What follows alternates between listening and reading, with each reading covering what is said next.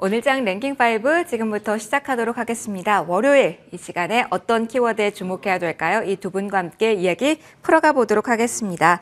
IBK 투자증권 영업부 박근영 부장, 차용주 MTN 전문위원 나와주셨습니다. 어서 오십시오. 네, 안녕하세요. 안녕하세요.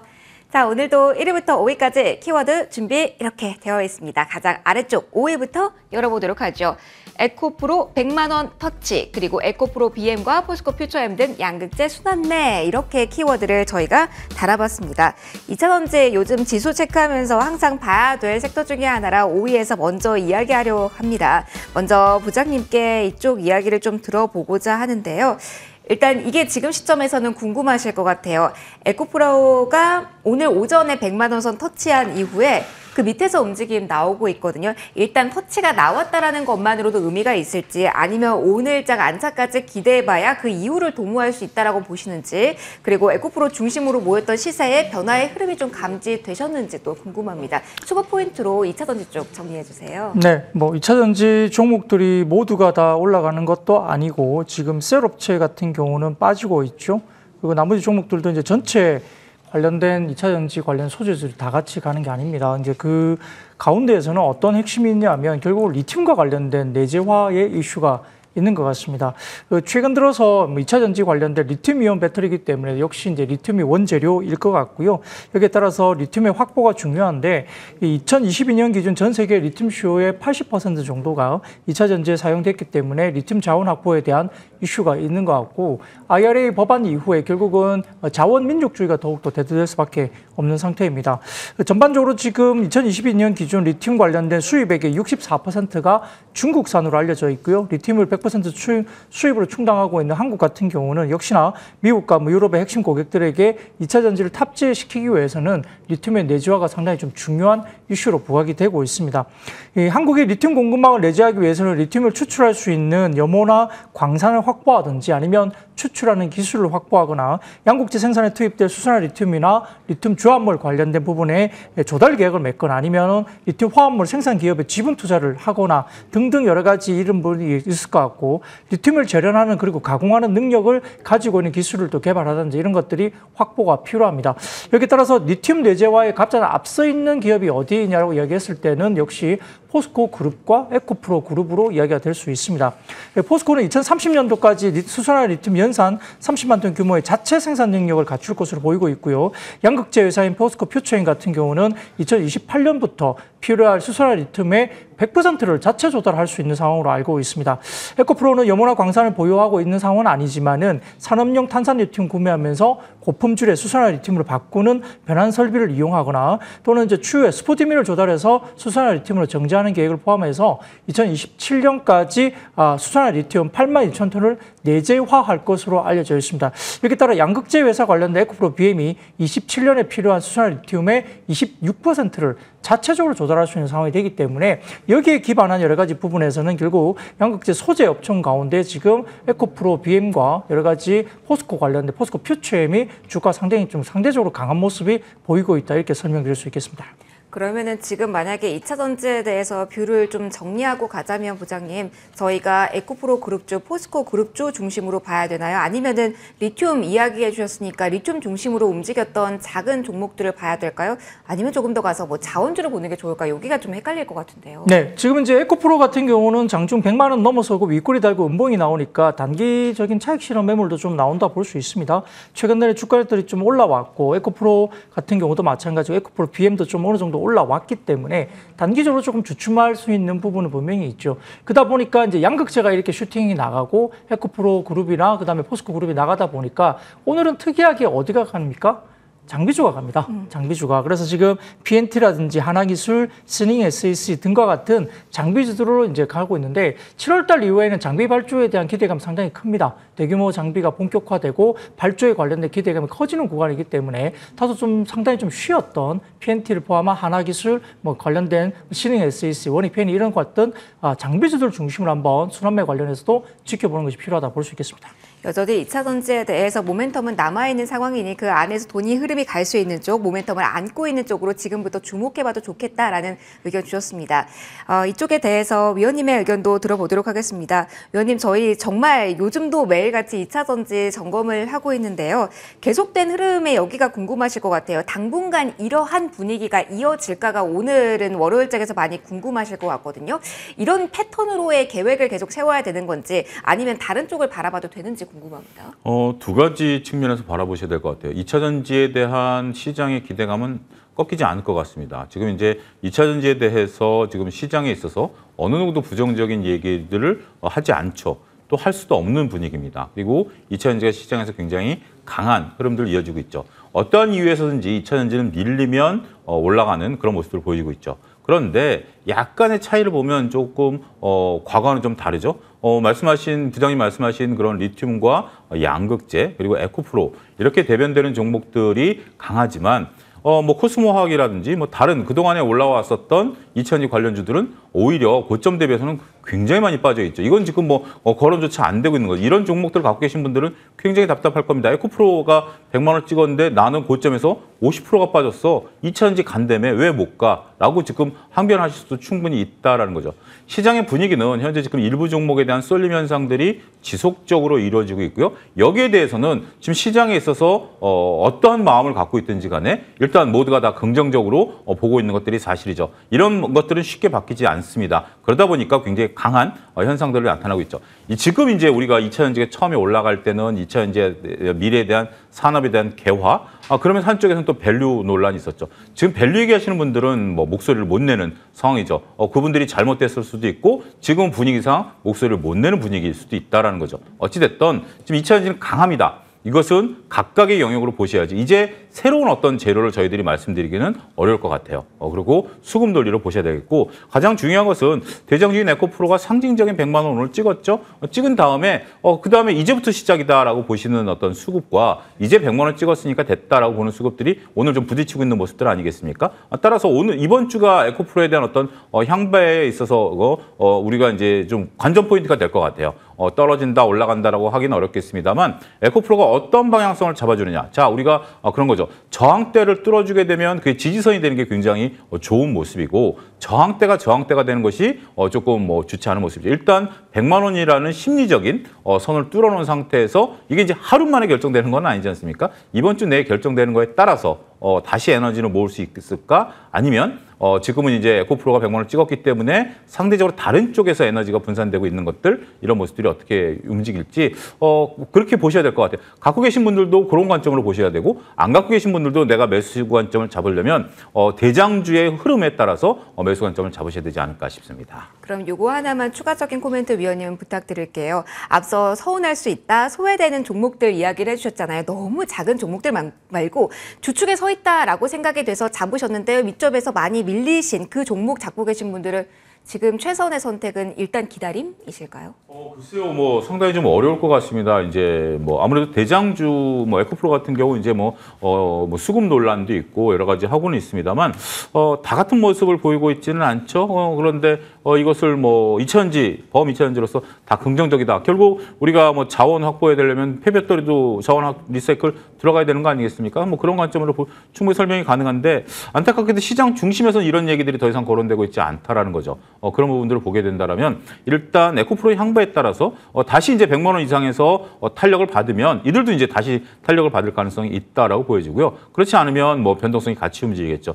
일단 시장에 있어서 차별화가 이루어진다라는 점도 현재 2차전지가 갖고 있는 현실이다. 이렇게 이해를 하셔야 될 것 같습니다. 알겠습니다. 이번 주 저희가 계속해서 에코프로의 흐름 팔로우 할 테니까요. 100만 원에 안착하는지 여부 저희 확인하시고 추가적인 전략에 대한 고민도 함께 보시는 거 괜찮을 것 같습니다. 5위 확인해봤고요. 4위로 넘어가도록 하겠습니다.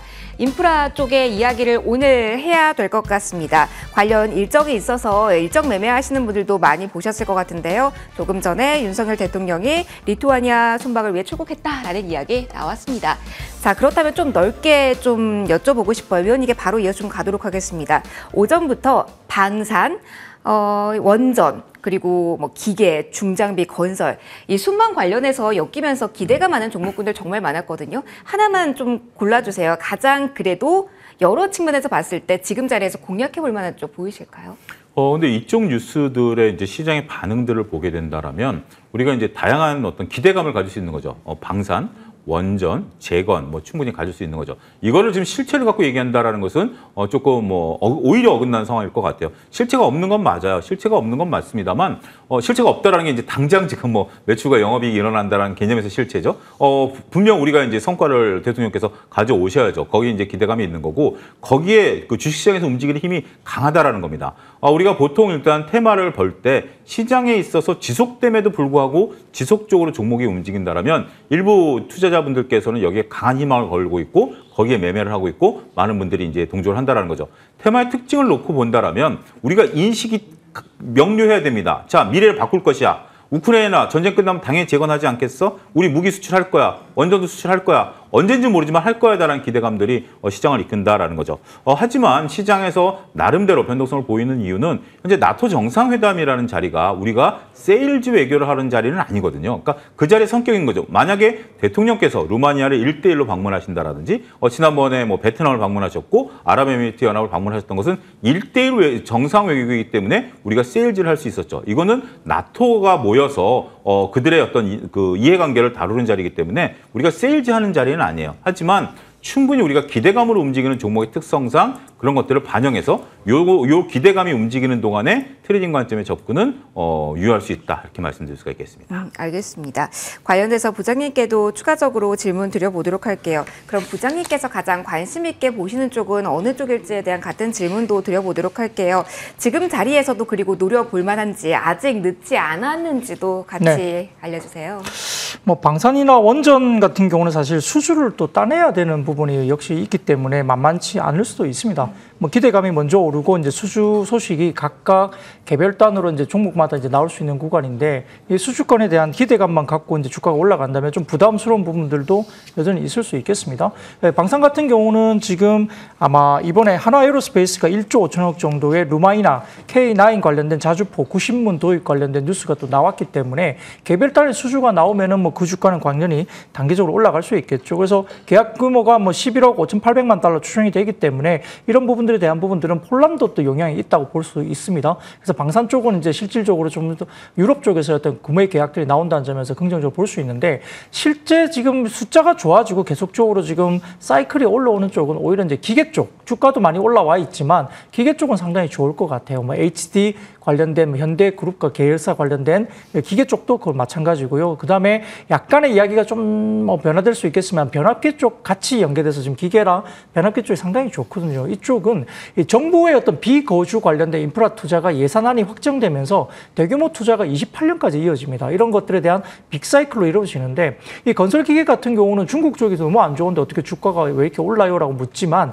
중국 쪽의 어떤 MS는 상당히 이미 낮아져 있고 중국 쪽의 어떤 모멘텀은 없습니다. 대부분 다 북미 쪽에 미국 쪽에서의 어떤 인프라 관련된 투자에 대한 자금 이행이 그와 관련된 기계 쪽이 있기 때문에 변압기 쪽도 마찬가지고 건설기계 쪽은 그건 이제 미국 쪽의 인프라 투자에 대한 실질적인 투자 금액이 증액되고 사이클이 오기 때문에 그렇습니다. 변압기 같은 경우도 말씀드리지만 결국은 뭐 과거에 한 20, 30년 전에 관련된 아주 70% 이상의 노후화된 변압기를 교체해야 되는 수요가 있기 때문에 그러하고요. 신재생에너지가 워낙 많이 늘어나다 보니까 동부에 집중되어 있는 재생에너지가 필요한 쪽으로 아주 먼 거리를 뭐 전기를 보내야 되는데 이 관련된 전기를 보낸다든지 뭔가 이 저장하는 그런 공간들이 워낙 없습니다. 70%가 30년 이상 가까이 넘은 엄청 오래된 노후화된 설비이기 때문에 이 부분들을 바꾸기 위해서 지금 올라가는 것들이 결국은 국내 변압기나 건설 기계 쪽으로 일단 뭔가 이제 모멘텀이 된다는 점에서는 실적이라든지 실질적으로 업황 자체가 상당히 좀 업사이클을 타고 있는 쪽은 역시나 변압기 쪽의 건설 기계 쪽이 가장 좀 명확한 어떤 숫자가 나오지 않을까 싶습니다. 그러면 이게 약간 헷갈려서요. 부장님 하나만 더 봐주세요. 인프라 투자 관련주도 사실은 경기 민감주 안에 들어가는 종목군이 많다 보니까 오늘 인프라 투자와 연관이 되어서 이 종목들이 오르는 걸까? 아니면 경기 민감주가 다시 꿈틀하는 과정에서 엮이는 쪽이 많아서 그렇게 보이는가도 헷갈리거든요. 오늘 화학도 좀 움직이는 모습 그리고 조선주의 강세도 이어지고 있어서 이게 헷갈리시는 분들도 계실 것 같아요. 어떤 뷰 가져야 될까요? 네, 오늘 화학으로 굳이 본다면 사실 오늘 화학이 올라가는 주부들은 뭐 NCC 순수 정유화학은 올라가는 게 대한유화가 좀 올라가긴 하지만 롯데케미칼은 못 올라가거든요. 대부분 오늘 올라가는 게 어디가 올라가냐? 화학 쪽은 효성그룹입니다. 지난주에 5에서 12% 정도까지 빠졌던 효성그룹주가 효성화학의 뭐 자본 잠식 이슈 때문에 추가적인 뭐 유상증자, 대규모 증자가 이야기가 됐는데 그에 대한 가능성이 별로 없다라는 이야기가 코멘트가 나오고 있고 그러면서 이제 여러 가지 다른 이슈가 수주가 좀 불거지죠. 그러다 보니까 효성 TNC나 효성 정밀화 같은 경우는 이렇게 효성 첨단 소재 이쪽이 상당히 좀 업황이 좋은데 뜬금없이 빠졌다. 이렇게 되면서 지금 주가가 급등하고 있는 부분이고요. 그다음에 조선주 같은 경우는 신조선가가 계속적으로 올라가는 모습을 보이고 있습니다. 더군다나 LNG선 관련된 수주라든지 이런 양상들이 2026년까지 지금 여러 가지 수주를 어느 정도 갖고 있기 때문에 실적이 좋아진다는 기대감으로 3년치를 먼저 당겨서 주가들이 올라가는 모습을 보이고 있기 때문에 이러한 부분들은 조선주들도 결국은 수주 잔고에 대한 부분들에 대한 어떤 계약건들이 굉장히 좋아지는 부분, 신조선가가 계속 올라가는 부분들에 대한 연동을 해서 올라가는 것이지 어떤 뭐 경기가 엄청나게 좋아, 뭐 중국이 엄청나게 좋아 이건 아니거든요. 오늘 같은 경우에 지금 물가 지표도 상당히 좀 기대치 하회했는데 어떻게 보면 인플레 쪽에서는 좋을 수 있지만은 중국 쪽은 워낙 이제 인플레 물가 지표가 낮기 때문에 물가 지표가 낮다는 것은 어느 정도 경기 부양을 오히려 해야 되는 그런 쪽으로 볼 수 있습니다. 물론 뭐 거기에 대해서 경기 부양을 해야 되니까 뭔가 정책적으로 나올 수 있는 기대감이 있을 수 있는데 지금 확실한 임팩트 있는 경기가 관련된 정책이 나온 건 아니거든요. 그러다 보니까 경기에 대한 어떤 이슈 때문에 주가들이 오늘 관련된 주식이 올랐다기보다는 개별 섹터에 대한 특징적인 어떤 모멘텀을 가지고 스토리를 가지고 올라간다 볼 수 있습니다. 알겠습니다. 종합적으로 좀 봐야 되는군요. 아무래도 미국의 물가 12일 발표되는 여기에 포커스도 많이 맞춰 계실 것 같습니다. 그 이후에 반응 나오면 경기 민감주 저희가 따로 한 번 더 체크해드리도록 할게요. 일단 오늘 인프라 투자 관련해서는 여기서 마무리하고요. 3위로 넘어가도록 하겠습니다. 오늘 여기 좀 많이 궁금하실 것 같아요. 조정의 시간이 길어질까가 가장 궁금하실 것 같아서 반도체 그 중심으로 이야기 좀 해보도록 하겠습니다. 대장주도 대장주인데 좀 낮은 종목 가운데서 소부장단에서 가장 강하게 올라왔던 쪽에서 오늘 좀 많이 차익 실현 매물이 나오고 있어서 궁금하실 것 같아요. 부장님께 이어서 반도체 좀 여쭤보도록 할게요. 네. 가장 궁금하셨을 게 이 챗 GPT로 묶이면서 정말 AI 반도체로 묶이면서 잘 갔던 소부장 쪽에서 오늘 힘없이 빠지는 종목들이 많이 나오거든요. 이걸 어떻게 봐야 되는 건지, 이걸 연결고리를 굳이 찾다면 뭐 스레드 관련주가 움직이면서 그쪽으로 빠져나간 건지 아니면 단순한 차익 실현인지 그리고 어떤 시선으로 봐야 되는지 궁금합니다. 네, 뭐 반도체 관련해서는 뭐 HBM 관련해가지고 주가들이 꽤 좋았었죠. 근데 뭐 스레드 관련해서 뭐 그것 때문에 이게 빠진다 보기는 좀 어렵고요.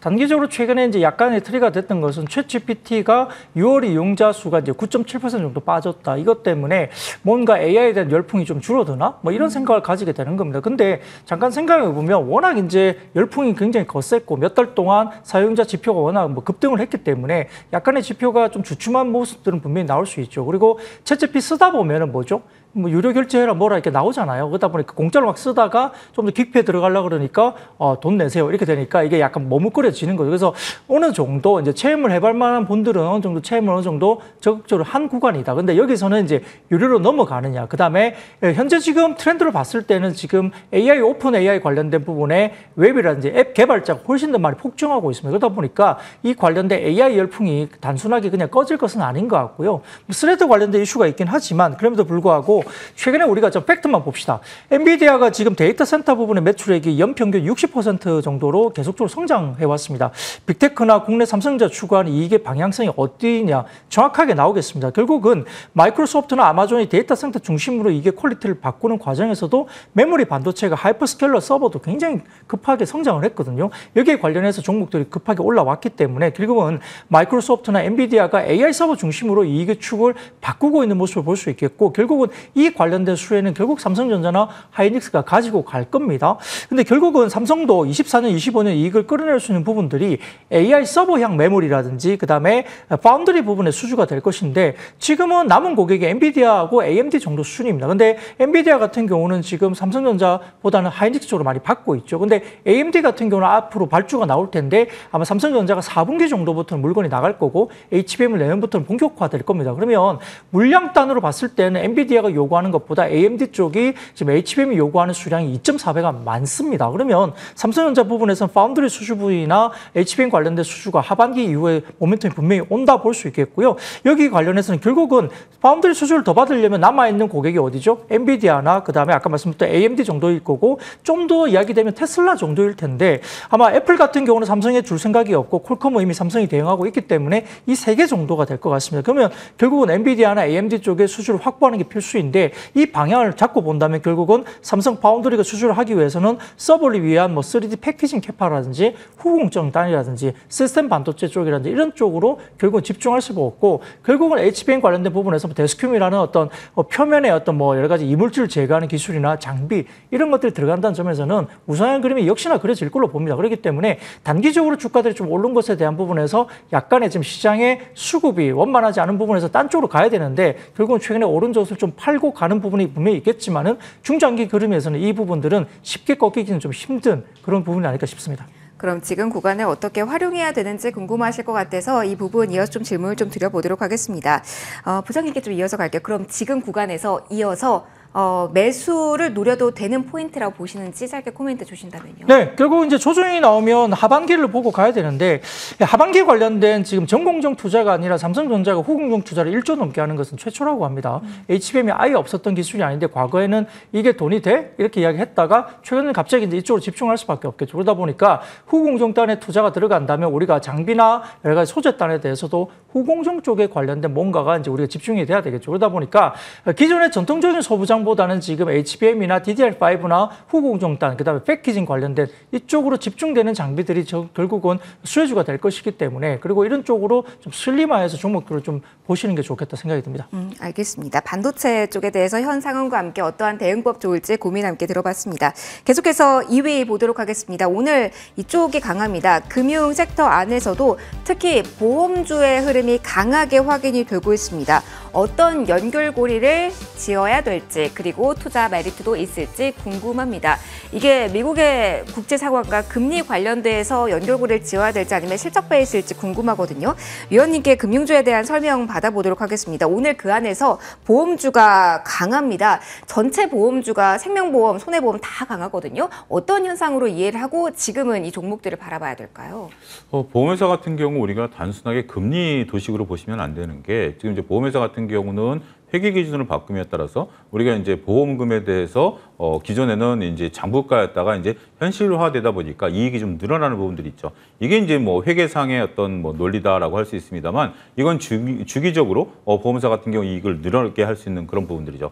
일부 좀 오해가 우리가 금리를 올리게 된다라면 채권을 보유하고 있으니까 여기에 따른 수혜를 볼 것이다라는 부분들인데 그런 것들에 대한 어떤 직접적인 수혜를 기대하기는 좀 어렵다라고 좀 말씀드릴 수가 있겠죠. 일단 삼성생명 기준으로 해서 외국인 그리고 개인들의 선호도가 상당히 높습니다. 그런 부분들 때문에 현재 지금 금융주들이라고 소개하는 보험주 쪽으로 이제 매기가 몰리고 있고요. 최근에 이제 불안전성을 나타내고 있는 이제 마을금고에서 이제 저축은행, 그다음에 이제 그 은행 이런 단에서의 보다는 상대적으로 비교 우위를 나타내고 있다라는 측면으로 이해를 하셔야 될 것 같아요. 이게 이제 새로운 퍼포먼스를 보인다 이런 개념보다는 현재 지금 안전성을 바탕으로 해서 특히 이제 개인 투자 중심으로 해서 보험주들에 대한 매기, 그다음에 이제 또 한 가지는 보험사들의 회계 기준에 따른 외국인들의 매수, 이런 관점으로 접근을 하셔야 되지. 그렇지만 여기서 이제 드라마틱하게 주가가 이렇게 큰 퍼포먼스를 보일지 여부에 대해서는 신중히 살펴보셔야 되지 않을까 싶습니다.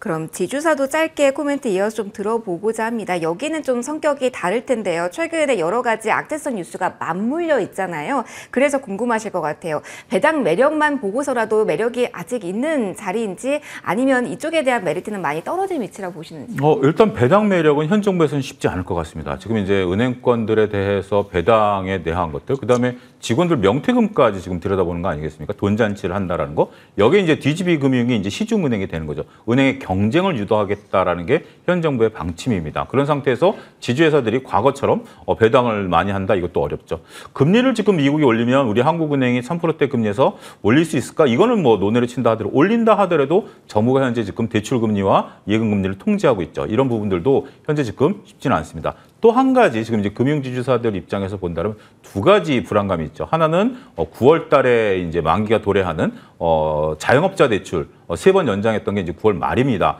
그걸 이제 연장해 주냐 아닌지 아직 결정난 바 없습니다. 물론 이제 많은 분들이 내년 선거를 앞두고 연장이 가능할 거라고 보는데 그게 이제 하나 뇌관이고요. 또 한 가지 10대 그 건설사들의 내년까지 도래하는 2조 5천억에 대한 그 회사채 만기죠. 여기에 PF 이런 것들이 걸려 있다라고 본다라면 지주사들이 단순하게 과거처럼 이익을 구가하는 거와는 현실이 조금 차이가 있다, 이렇게 설명드릴 수가 있겠습니다. 금융 섹터 안에서 지주사와 함께 보험사들의 주가 흐름 그리고 투자 매력도 같이 점검해봤습니다. 마지막 하나 확인하도록 하죠. 오늘 오후 들어서 조금 흔들림이 나오는 종목들이 여기에서 많이 나와서 점검 받아보려고 합니다. 엔터에 대한 이야기 해보도록 하겠습니다. 자, 엔터사에 대해서는 실적 베이스로 긍정적인 이야기가 정말 많이 나왔는데요. 오늘 그 하락폭이 가장 두드러지는 종목 하이브를 중심으로 첫 번째 질문 부장님께 드려보도록 하겠습니다. 하이브가 장중에는 7% 이상 하락, 현재도 4.9% 정도의 하락률을 기록하고 있습니다. 사실 금요일장만 하더라도 뉴진스로 다시 올라가나 싶었는데 이렇게 많이 떨어집니다. 뭐 팬사인회 성추행 논란도 있고요. 여기에다가 공정위 이슈도 안고 있는 자리거든요.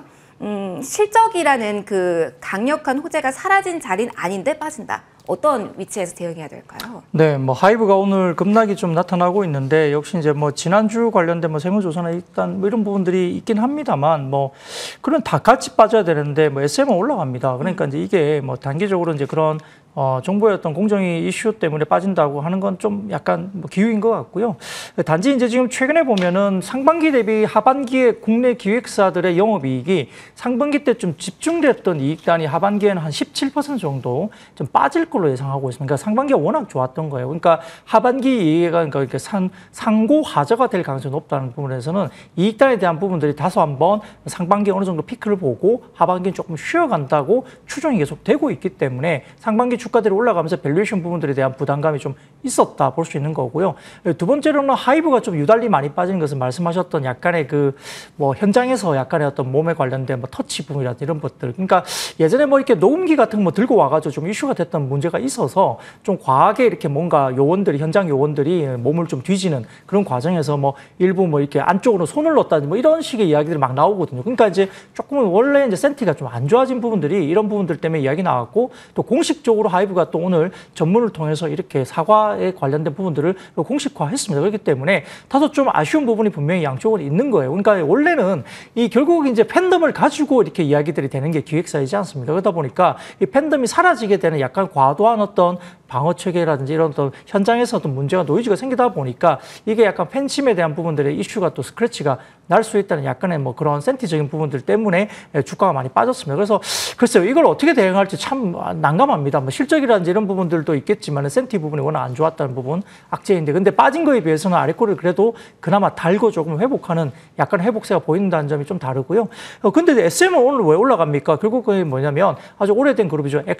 엑소의 어떤 선판매가 170만 장 정도인가요? 지금 중국 쪽에서도 공구가 굉장히 좋고 최근에 또 이렇게 선주문 관련해서도 이렇게 많이 지금 올라오고 있기 때문에 추가적인 어떤 엑소에 대한 앨범 판매량 관련된 선주문량 관련된 이슈가 불거지면서 상대적으로 좀 오늘 좀 강세를 나타내고 있습니다. 그러니까 이제 기본적으로 봤을 때는 기획사사가 나쁜 건 아니에요. 나쁜 건 아닌데 상반기에 주가가 좋았다는 거고 그다음에 밸류에이션 어느 정도 목에 찰 정도로 꽤 많이 올라온 상태에서 전반적으로 일부 종목의 어떤 컨센서스 관련된 센티가 안 좋아지는 루머 이슈가 좀 하나 생겼고 스크래치가 났죠. 그다음에 나머지는 뭐냐면은 상반기 대비 하반기가 영업이익이 조금 처질 것이라는 분석 보고서 나오고 있기 때문에 그럼 남은 건 뭐냐? 여기에 대해서 다시 리바운드가 나오려면 지금 JYP 같은 경우도 말고 A2K라는 오디션 프로그램 그리고 지금 하이브 같은 경우도 알리오 넥스트라는 오디션 프로그램을 합니다. 그리고 결국은 북미 지역을 겨냥해서 하는 건데 전체 음원 시장의 거의 60% 정도가 북미 시장이에요. 그러다 보니까 이 오디션 프로그램이 어느 정도 성과를 내느냐에 따라서 하반기에 변수가 되면서 그러면 북미 시장이 여기 성공을 한다면 아마 레벨업을 할 수 있는 그런 밸류에이션 멀티플을 좀 더 올려주겠죠. 그러니까 결국은 지금 약간의 조정기 이후에 이번 오디션 프로그램의 북미 시장의 안정적인 성공을 나타낸지 변수가 추가적인 상승폭의 어떤 변수가 되지 않을까 싶습니다. 지금 자리에서는 팬심 달래기를 어느 정도까지 안정적으로 하는지가 필수 그리고 북미 시장에 대한 이야기 플러스 이야기해 주셨습니다. 사 수장님도 엔터에 대해서 추가적으로 조금만 더 해주실까요? 저는 엔터 포함해서 조금 전에 나왔던 그 반도체까지 같이 말씀드리도록 하겠습니다. 지금 이제 반도체의 이제 후공정단에 있는 종목들하고 엔터주들의 상승 에너지들을 보면 이들이 나쁘다라는 것은 아닙니다. 하지만 영원히 상승할 수 없는 주식의 한계도 인정하셔야죠. 그런 상태에서 지수가 흔들리고 있습니다. 지수가 이제 더 이상 뻗어주지 못하고 있는 상태에서 일부 변동성이 나타내는 그런 상황들이 있죠. 저는 제가 보는 관점은 그렇습니다. 이 업종들이 특별히 이유가 있어서 나빠서 빠지는 게 아니라 그동안에 우리가 지수를 볼 필요가 없다라고 할 정도로 지수보다는 이제 개별 종목들의 이익 모멘텀에 집중을 했죠. 그런데 그게 어느 정도 이게 굉장히 오랫동안 지속이 된 상태에서 지수가 흔들리다 보니까 이제 자꾸 신경이 쓰이는 겁니다. 지금 매도하시는 분들은 뭘까요? 이게 지금 뭐 이 업종이 기업이 나쁘다고 해서 팔까요? 이 기업의 성장성이 꺾였다고 해서 볼 수 있을까요? 물론 그렇게 보시는 분들도 있긴 하겠죠. 하지만 한편에서는 지수가 자꾸 흔들리고 있는 상태에서 삼성전자가 못 가고 있고 외국인들이 계속 매도를 하고 있는 상태에서 이 정도라면 이익을 좀 실현해야 되는 게 아닌가라는 생각을 많은 분들이 하고 계시다라고 저는 미루어 짐작을 합니다. 이 변동성이라는 것은 지수가 흔들리게 되면 나타날 수밖에 없는 현상이다. 개별 이슈가 특별하게 하이브처럼 뭐 안타까운 소식이 들린 개별 이슈가 아닌 상태에서 흔들린다라면 종합적으로 다른 사람들은 왜 파는지에 대한 고민도 같이 해보실 필요가 있지 않을까 싶습니다. 알겠습니다. 자, 1위부터 5위까지 키워드들 다 체크 받아봤습니다. 여기서 오늘장 랭킹5는 바로 마무리 짓도록 하겠습니다. 지금까지 IBK 투자증권영업부 박근영 부장, 차영주 MTN 전문위원 두 분과 함께했습니다. 소중한 말씀 고맙습니다.